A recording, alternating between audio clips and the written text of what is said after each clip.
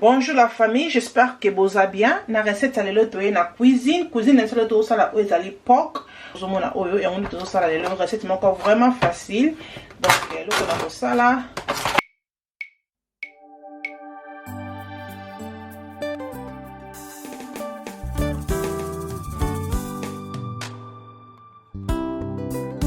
Ok, qu'on nettoie.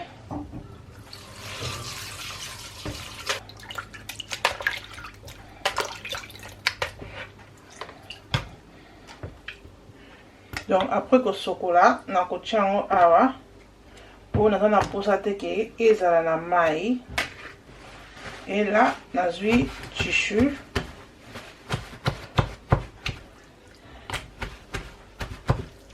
na longola ba mai nyonso na musuni pour na posa teke musuni non ezala na mai te soko lingi ko ba msuba chocolat ngo te mais moi je préfère toujours au chocolat après na pangosi na nga na tissu mais so poni ko chocolate wana komi choix na yo ndenge yo moko olingeli. Donc eloko na kosala na kochango à côté et ici na koya na oezali assaisonnement. Donc voilà na assaisonnement na kobanda na oyo ezali paprika et l'autre moko paprika et na kocha oezali Italian seasoning.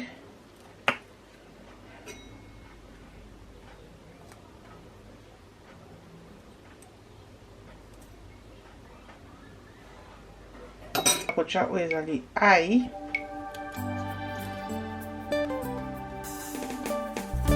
et na kocha oezali oignon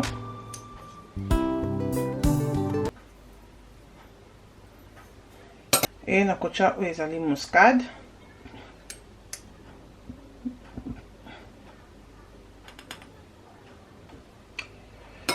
et na kocha oezali white pepper.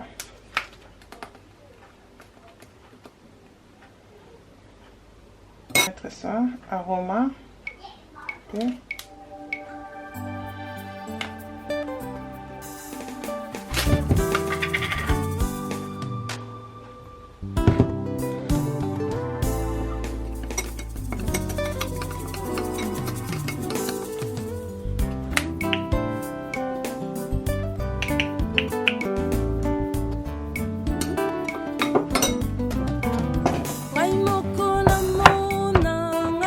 Ok ma belle, après kolongola mai tout na viande nanga eloko na koya kocha huile d'olive. Huile nyonso salela keza na problème te mais nga na saleli huile d'olive. Donc na tia huile d'olive nanga na viande nazo tia ebele te seulement un peu comme bozomona.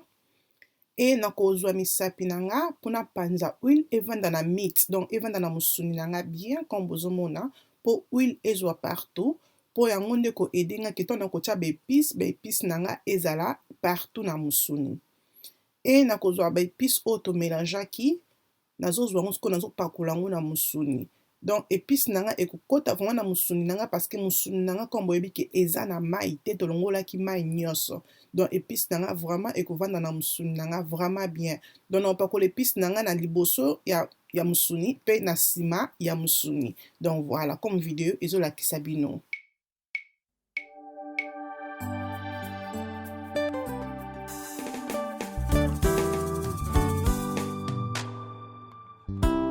Après kopakola ba épices nanga musuni nanga ekomi biso comme ça ko bomoni pork nanga ekomi na kozwa papier aluminium na kofenika ngo pona kotika ngo ekota mwa épices ata pona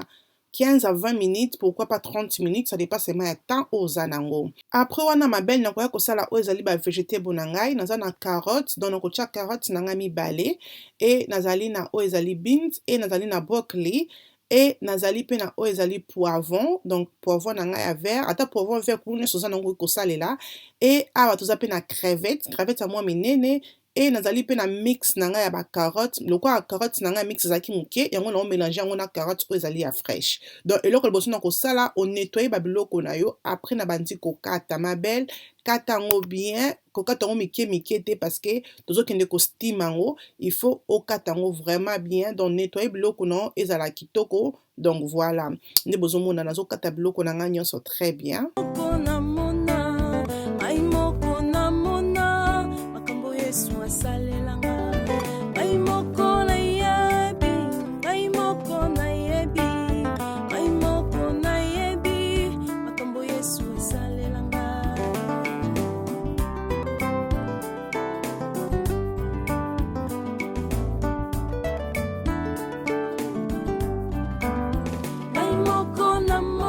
Ok ma belle, après kokata ba vegetable na nga comme bomoni, nakoya kotia yango na kikalungu ya munene, nzungu nyonso oza nango be kikalungu na singa mingi kosala kikalungu oyo parce que estimaka biloko na nga vraiment bien. Donc nakosala kikalungu oyo comme bozomona et nakozwa biloko na nga na tia yango na moto. Na tia ba vegetable na nga na moto, na tia yango mai te, nakotia yango moto ya mukie. Donc na tia moto na nga na 2,5 mpona biloko na nga estime. Après wana nakokende sikoyo na crevette na nga nazotia aromate mokie moi tozotia yango mwa épice avant ke tokalinga yango e nakotia muscade ndambu comme bozomona parce que nakotia e nakoya kotia oyo ezali aroma mwa bouillon mokie donc nakokalingaka crevette na nga bongo te nakotia yango mwa épice mpona ekota ekozala kitoko mingi donc voilà soki oza na crevette ya minene na basalela vraiment oyo ya minene mais malheureusement nga azali na oyo ya monene makasi te donc nazalaka na baoyo ya bamoyen yango nde nasaleli e nakoya kotia oyo ezali black pepper donc natie black pepper ndambu nakobosana te kotia oyo ezali ail ya poussière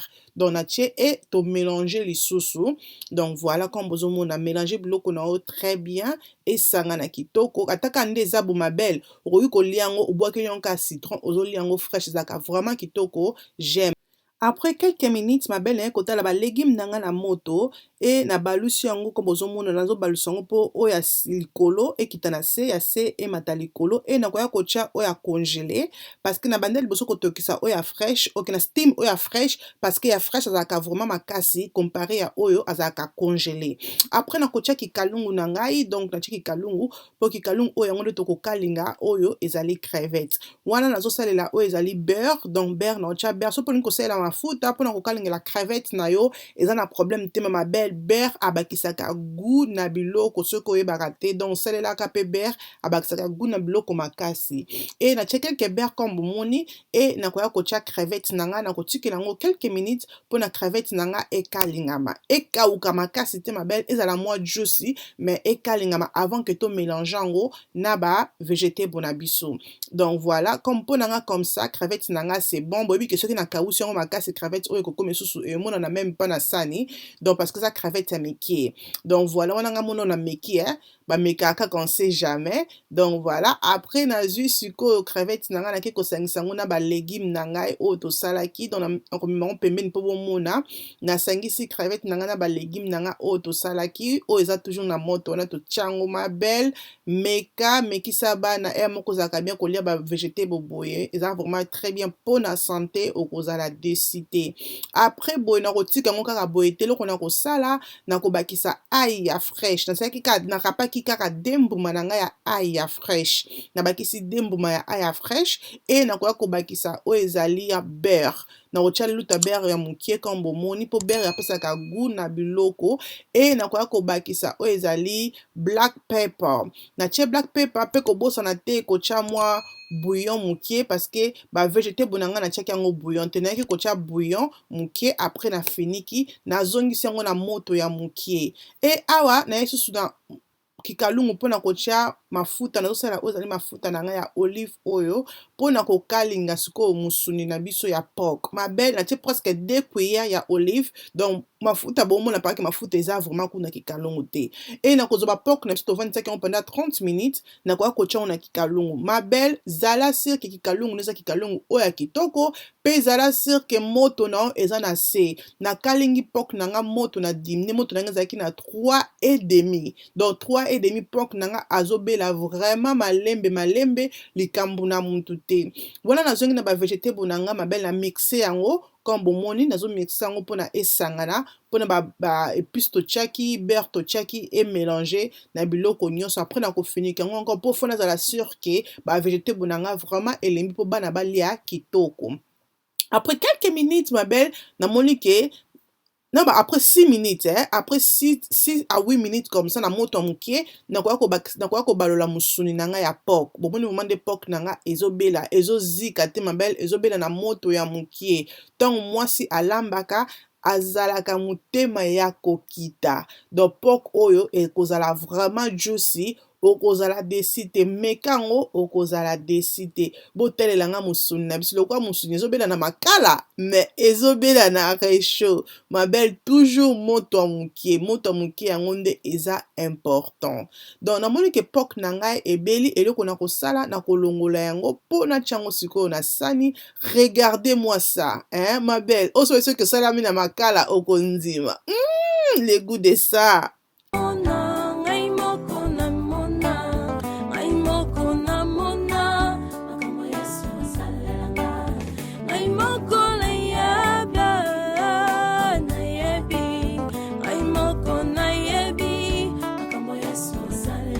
Ok ma belle, awa nazongi naza na 4 mbuma na ngai oyo ezali mbuma ya ai ya fraîche. Ai ezalaka vraiment important na biloko oyo toliaka ma belle, mpe ezalaka vraiment important na santé na biso. Nazwi 4 mbuma na ngai ya fraîche na râpe yango comme bomoni très bien et nakoya kozwa yango nakoya kokotisa yango na bol na nga oyo ezali ya clair donc natia yango wana comme bomoni et na kati wana comme na kosangisa nazosangisa yango na baépice donc oyo tobenga comme bamakasa solo toza na rosemary toza na thyme donc eloko biso na kotia ezali thyme so oza na thyme ya fraîche okokata oyo ya fraîche mpe otie ekosala mpe kitoko me nga naza na oyo ya kokauka na kotia thyme na ngai ya kokauka comme bomoni lutu na ngai ya mokie wana moko e nakoya kotia oyo ezali persil donc persil na ngai mpe nazotia ya kokauka soki oza na oyo ya fraîche ma belle salela ya fraîche ekosala mpe kitoko katikati yango mike otie ekosala mpe kitoko donc voilà et nakoya kosalela oyo ezali rosemary donc naotia rosemary na nga mpe na kati donc voilà mélanger biloko na yo et se mélanger très bien kobosana te ma belle kotia oyo ezali beurre nyonso oyo olinga kosalela na ndako na yo salela beurre ezalaka vraiment important et wana natie beurre na nga comme bomoni nakoya kotia oyo ezali chili wana pilipili wana nazotia eza vraiment pilipili ya koswa te ke no ezaka chili moko osalaka mwa goût moko boye na biloko natia yango mpe vraiment mingi te natie kaka mokie e nakoya kozwa fourchette na komélange biloko nyonso oyo nayebisi bino na sani na nga ekoma eloko moko. Azozela te Yesu bato bayebisanga nga moko nayebi makambo Yesu asalelanga azozela te Yawe bato bayebi. Ok ma belle wana sikoyo na kosala loso parce que biloko na nga na kolia yango na loso donc olia yango na loso kolia yango na pomme de terre ça dépend seme eloko nini yo olingi olela yango donc natie loso na ngai e na konettoye yango ma belle nga vraiment nanikaka loso na ngai nazala sur ke loso na nga elongo esali te donc nazonika yango vraiment pour ke elongo asali te avant ke naya kotia mai oyo ezaki na kolambela loso na nga donc voilà wana na nettoye loso na nga comme bomoni loso na nga nazolamba yango oyo ezali na lait de coco donc tobengaka coconut milk donc na lait de coco ma belle soki nomeka loso ya lait de coco te ma belle ozorate parce que ezalaka vraiment yami donc nakotia lait de coco so otie lait de coco na yo kaka yango moko loso ni kolemba te ma belle il faut otia mai mais mai mokie donc tia mai na mesure oyo moko nozomona loso na yo ndenge eza na lait de coco soki donc il faut tala cercle loso na yo elemba parce que lait de coco yango moko lembisaka loso te parce que ezalaka mokie na kati d'accord donc après on a mixé loso na nga comme bomoni ekomi nga comme ça naza sûr que lait de coco na nga epanzani partout comme bomoni nakotika loso na nga boye te nakotia oyo ezali coconut oil donc okotia no huile normale mais nga natie huile à coco donc mpona epesa yango encore extra goût ya coco ma belle c'est vraiment bon donc natie coconut oil comme dans le biso na coconut oil te okotia na kaka huile normale eza na problème te e natie mungwa après nakofinika loso na ngai nake komatisa yango na nzungu na ngai ya loso mpona loso na ngai elambama. C'est vraiment simple. Wana tozongi na réchaud ma belle, tala musuni na biso ndenge elambami vraiment bon, mais musuni na biso esili boye te tokozonga encore na réchaud tokotia musuni na biso na tie eloko moko te na kikalungu kombo moni nazwi kaka misuni na ngai na déposer moto ya mukie moto ya makasi te moto na 3 donc na tie musuni na ngai nakozwa sikoyo beurre na biso tosangisaki yango boyeba so beurre oyo tokotia yango likolo ya musuni na biso. Yesu kolamba koyeba kolamba oyo nzambe ezalaka vraiment bien soki oyebi kolamba mpo ozolia biloko kitoko ma belle meka recette oyo kozala desite donc comme bozomona nazodepose beurre na ngai oyo tosangisaki na baépice na biso ya bapersil et tout donc nazodepose yango ndambo nazotia yango mpe lisusu na kikalungu nakozwa miel nazwi miel nazobwakela misuni na ngai miel mais miel ebele te bino bozomona nde image ezali miel mukie mpona esala yango mwa sweet mukie donc voilà. Moto na ngeza toujours ya mukie moto za toujours ya mukie bomona nde video ezolakisa bino totala ba image bino bomona ndenge video ezolakisa loko nito zosala siko mpona musuni na biso ezala juicy donc juicy nde yango nde makambo baliaka musuni ya kokauka te musuni bongaka ezala juicy mpona osepela na musuni na yo.